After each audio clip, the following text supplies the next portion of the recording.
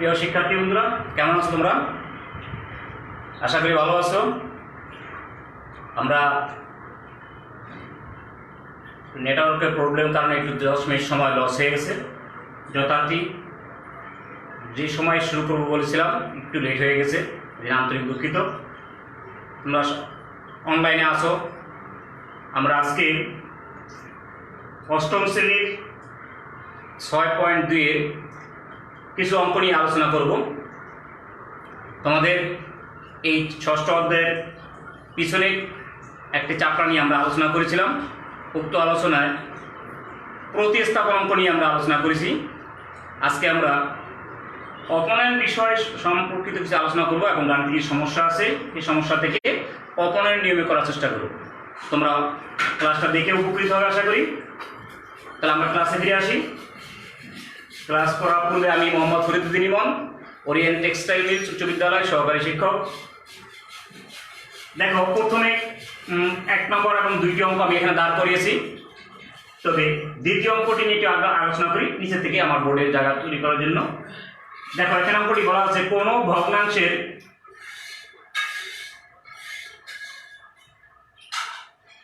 ভগ্নাংশের লবের সাথে, ভগ্নাংশের 2টি অংশ আমরা জানি, একটা হর একটা লব। উপর অংশটাকে বলা লব, দ্বিতীয় অংশটাকে বলা হর। কোনো ভগ্নাংশের লবের সাথে 7 যোগ করলে, তাই আমি একটা হর এবং লব সম্পর্কে একটি ভগ্নাংশ সৃষ্টি করি, লিখতে পারি মনে করি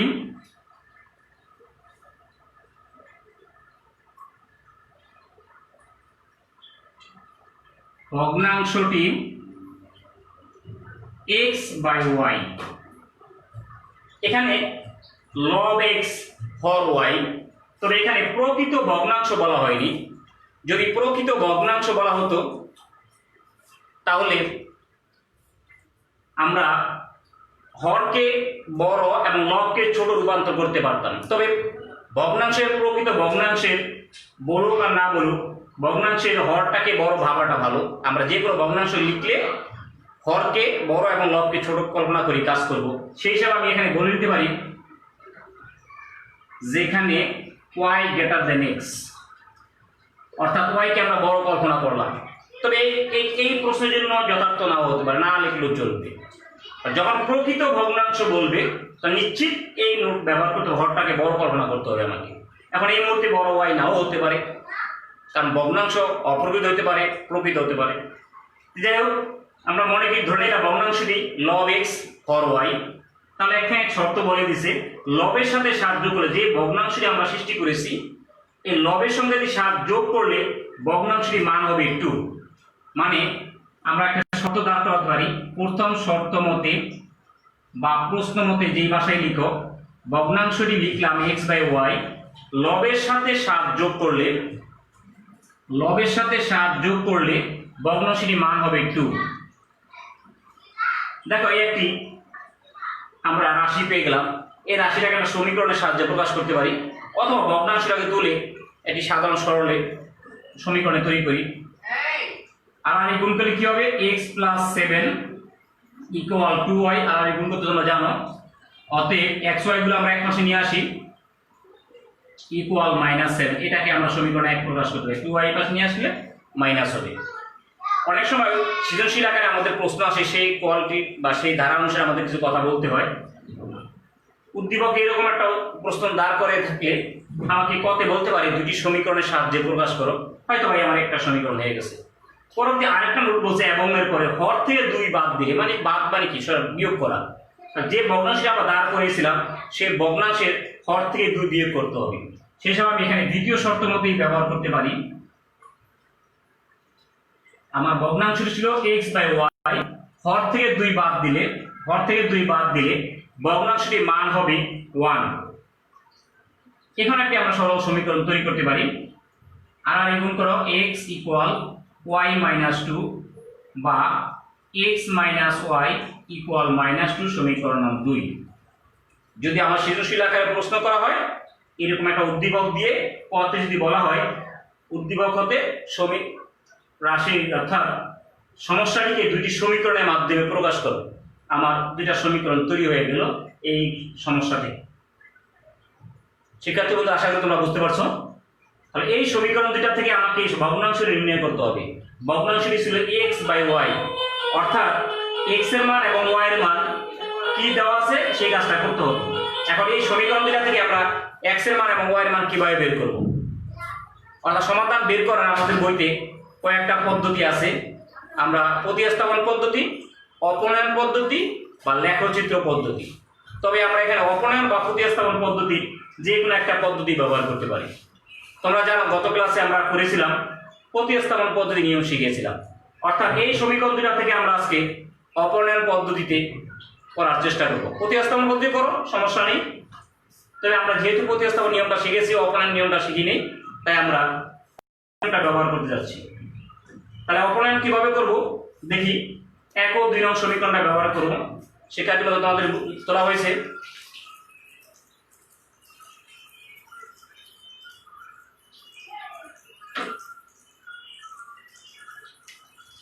তাহলে আমরা সমীকরণটা কি পেয়েছি, 1 নং এবং 2 নং। অপনয়ন পদ্ধতি বের করার নিয়মটা একটু বলে নিই।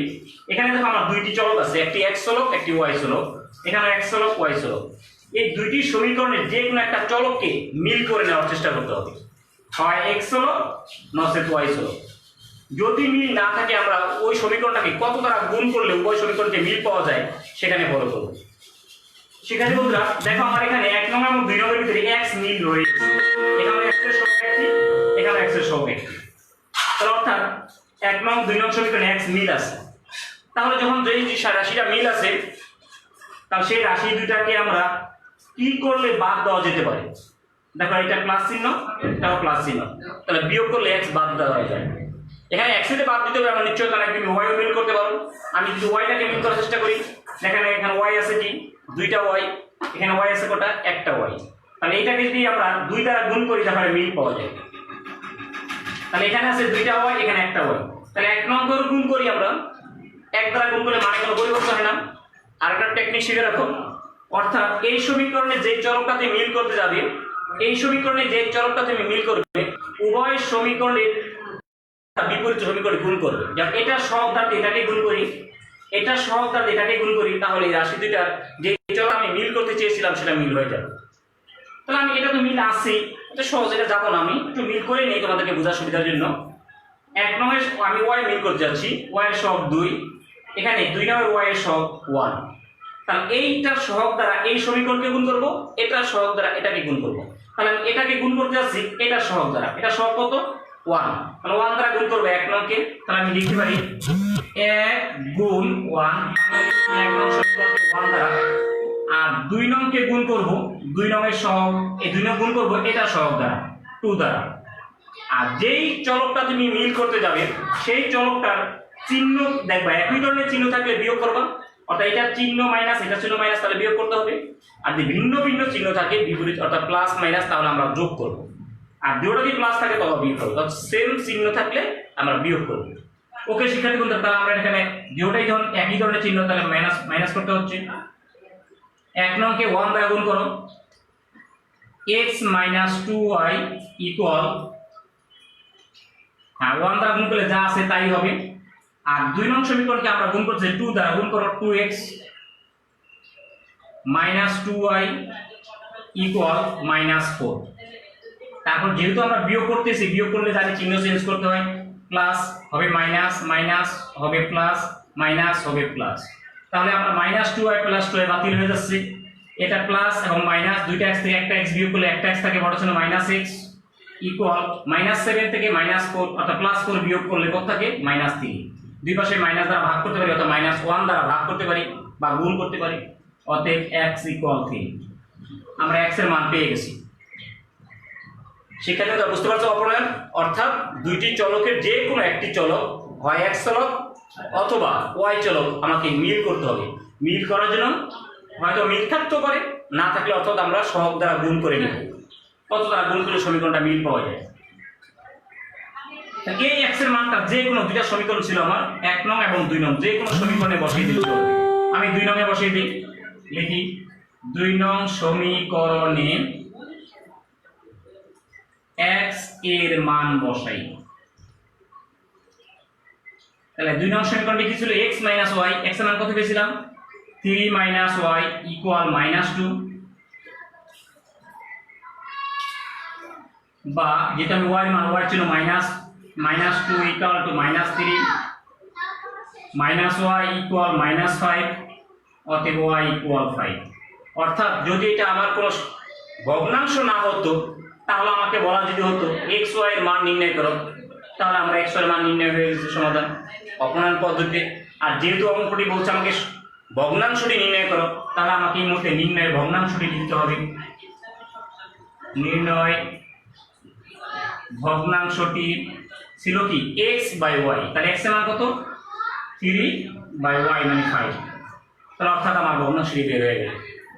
আশা করি তোমরা এই ধরনের বইতে উদাহরণে বা বই অনুশীলনে কয়েকটি ভগ্নাংশের অঙ্ক আছে, চেষ্টা করবে, আশা করি হয়ে যাবে। সেক্ষেত্রে বন্ধুরা বুঝতে পারছো তোমরা। তাহলে এবার 1 নম্বর যে অঙ্কটি আমি এখানে লিখেছিলাম সেটা করার চেষ্টা করতেছি। তবে এখানে কি বলছে,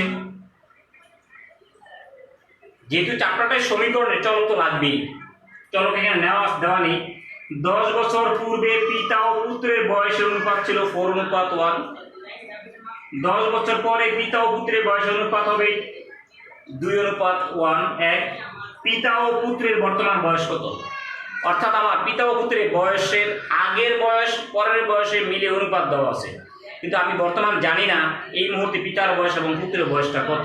আমরা সেই দুইটা ব্যক্তির বয়সটাকেই চলকের মাধ্যমে প্রকাশ করে সমীকরণ তৈরি করতে পারবো। তাহলে আমরা সেই বয়স ধরে নিই, মনে করি পিতার বর্তমান বয়স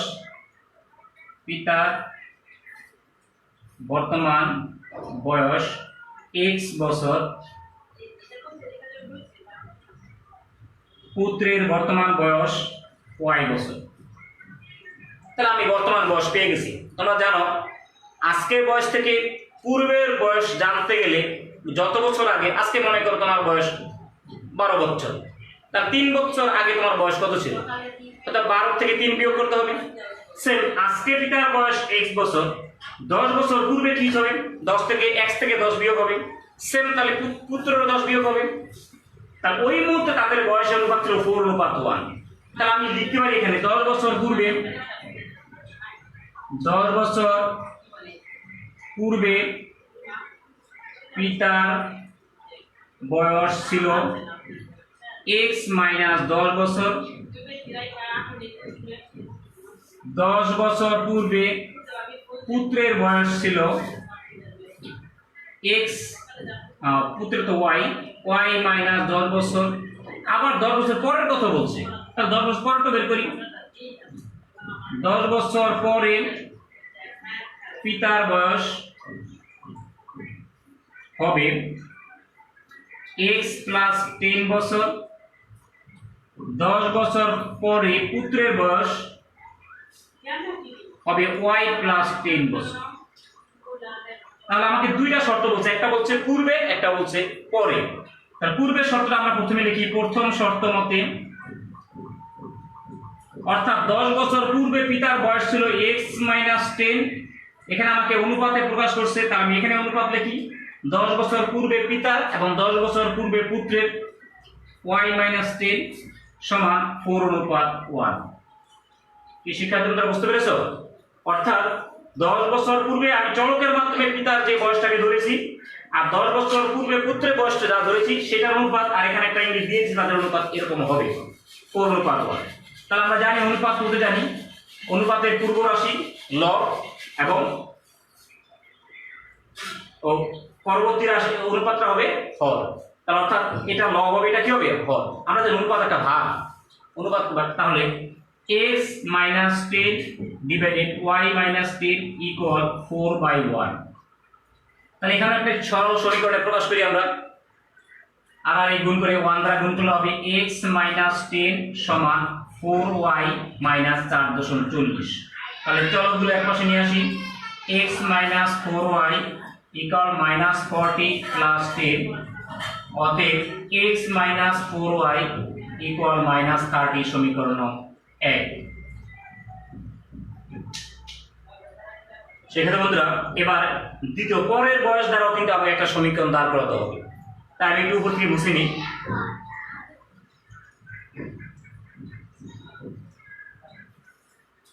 বা দ্বিতীয় শর্ত মতে ব্যবহার করতে পারি। দ্বিতীয় শর্ত মতে পিতার বর্তমান বয়স x+10 অনুপাত পুত্রের y+10, তখন তাদের বয়স অনুপাত হবে কত লেখা ছিল, আমরা তো মুছে ফেলছি প্রশ্নটা, যেমন 2:1 ছিল কিনা দেখি প্রশ্নটা একটু।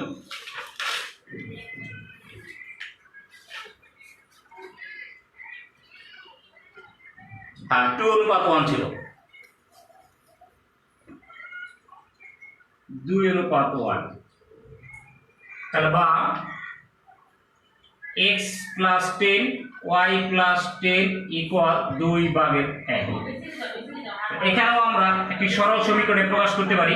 কিছুদিন আগে সরল সমীকরণ কিভাবে প্রকাশ করেছিলাম, আর গুণ করে x+10 ইকুয়াল 2y+20 বা x-2y ইকুয়াল টু 20 - 10, অর্থাৎ x-2y ইকুয়াল 10।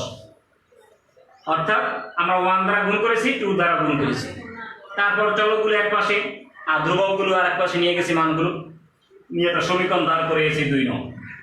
এখানেও সৃজনশীল আকারে প্রশ্ন আসলে কতে বলতে পারতো উদ্দীপকের সমস্যাটিকে দুটি সমীকরণের মাধ্যমে প্রকাশ করো, বা কতে বলে দিবে পিতার বয়স বর্তমান বয়স x এবং পুত্রের বর্তমান বয়স y ধরে দুটি সমীকরণ গঠন করো। আমরা সমীকরণ গঠন করেছি। খতে বলতে পারে উক্ত সমীকরণ দুটি দ্বারা পিতা ও পুত্রের, অর্থাৎ সমীকরণ দুটি দ্বারা পিতা ও পুত্রের বয়স নির্ণয় করো, অথবা সমাধান নির্ণয় করো, অথবা প্রতিস্থাপন পদ্ধতি করো বা অপনয়ন পদ্ধতি করো। আমি আজকে বলেছি প্রতিস্থাপন পদ্ধতি করাবো না, অপনয়ন পদ্ধতি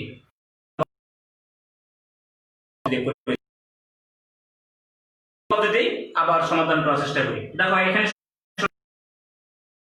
কিছুক্ষণ আগে বলেছিলাম কোন একটি চলকে সবগুলো সমান করব। আমরা করেছিলাম y এর চলক, এখানেও y এর সহগ মিল করব। দেখো y এর সহগ আছে 2, এখানে y এর সহগ আছে 4। আমরা বিপরীত সহগ দ্বারা গুণ করতে এই 1 নম্বরের সহগ আছে 4, এই 4 দ্বারা সমীকরণকে গুণ করি, আর 2 নং সমীকরণের y এর সহগ হলো 2 দিয়ে যদি আমরা 1 নং সমীকরণ গুণ করি তাহলে আমাদের, কিন্তু আমরা দেখতে পাচ্ছি এখানে 4 এবং 2, এখানে 2 দিয়ে গুণ করলে এটা গুণ করা লাগে না। কিন্তু তোমাদের সবসময় যেরকম গুণিত পাওয়া যাবে তা না, তাই আমরা বিপরীত দ্বারাই গুণ করি, অর্থাৎ আর 2 নম্বরে গুণ করব 4 দ্বারা। তাহলে গুণ করি আমরা গুণ 2 আর 2 গুণ 4, তারপর কি করতে হবে, বিয়োগ করতে হবে, তাহলে বিয়োগ করতে হবে। তাহলে আমরা 1 নংকে 2 দ্বারা গুণ করতেছি, গুণ করো 2x - 8y ইকুয়াল, আর 2 নংকে 4x - 8y ইকুয়াল 40। তাহলে আমরা